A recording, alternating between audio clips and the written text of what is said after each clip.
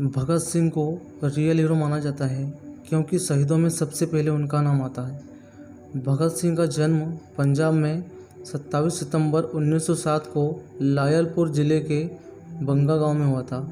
उनके पिता का नाम सरदार किशन तथा माता का नाम श्रीमती विद्यावती था। उन्होंने देश के लिए अपना बलिदान दिया है और उनके द्वारा किए गए कार्यों को कोई माप नहीं सकता। उन्होंने अपनी कम उम्र में अपने प्राण देश के प्रति न्यौछावर करने की ठान ली थी, क्योंकि उनके चाचा अजीत सिंह और करतार सिंह जी देश को आज़ादी में डटकर सामना कर रहे थे। इसी कारण भगत सिंह बचपन से ही अंग्रेज़ों से घृणा करते थे, क्योंकि 13 अप्रैल 1919 को जलियांवाला बाग हत्याकांड का बहुत बड़ा प्रभाव पड़ा। मतलब उन्हें अंग्रेज़ों पर बहुत क्रोधित होने लगे। इसीलिए उन्होंने लाहौर के नेशनल कॉलेज की पढ़ाई छोड़कर भगत सिंह ने महात्मा गांधी द्वारा चलाए गए आंदोलन में भाग लेने का फैसला किया, जिसमें गांधी जी ने विदेशी सामानों का बहिष्कार किया था।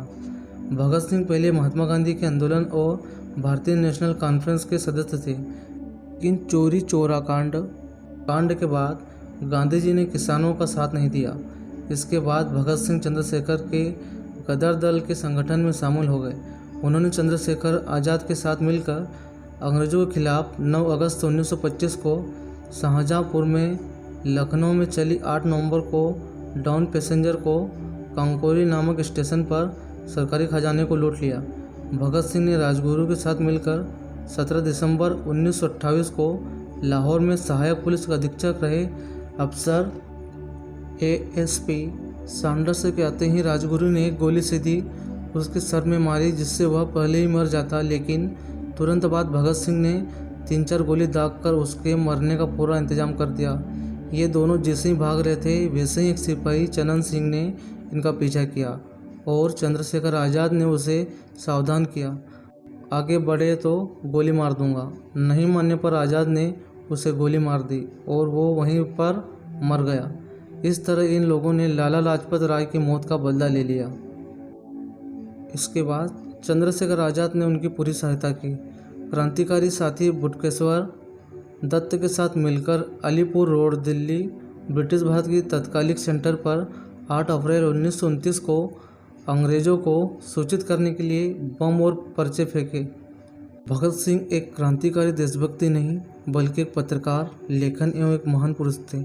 एक बात और, बम फेंकने के बाद भगत सिंह चाहते थे कि वो वहाँ से भाग सकते थे, लेकिन उन्हें किसी बात का डर नहीं था और उन्होंने पहले से ही सोच लिया था कि उन्हें कोई भी दंड मिले वह स्वीकार कर लेंगे।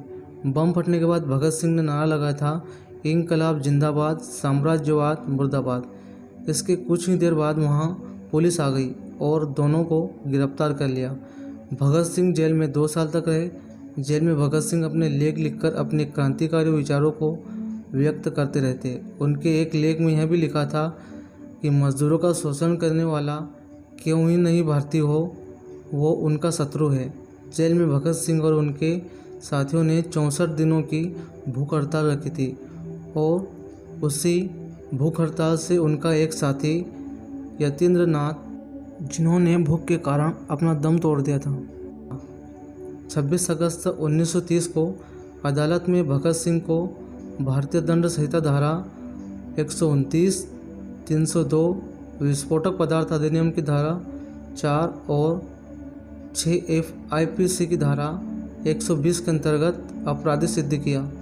भगत सिंह फांसी लगने से पहले लेनिन की जीवनी पढ़ रहे थे और उनसे आखिरी बार पूछा गया कि आपकी आखिरी इच्छा क्या है, तो उन्होंने जब बोला कि मैं लेनिन की जीवनी पढ़ रहा हूँ, उन्हें पूरा करने का समय दिया जाए। अधिकारियों ने कहा कि आपका वक्त हो चुका है, तो भगत सिंह ने कहा, रुकिए, पहले क्रांतिकारियों से, अपने साथियों से तो मिले। फिर 1 मिनट बाद किताब छत की ओर फेंक कर बोले, ठीक है, अब चलो। फांसी पर जाते हुए भगत सिंह, राजगुरु और सुखदेव तीनों मस्ती में गा रहे थे, मेरा रंग दे बसंती चोला, मेरा रंग दे बसंती चोला, माए रंग दे बसंती चोला। ऐसे भारतीय क्रांतिकारियों को सत नमन, जिन्होंने अपने देश के लिए अपने प्राण न्यौछावर कर दिए। जय हिंद, जय भारत।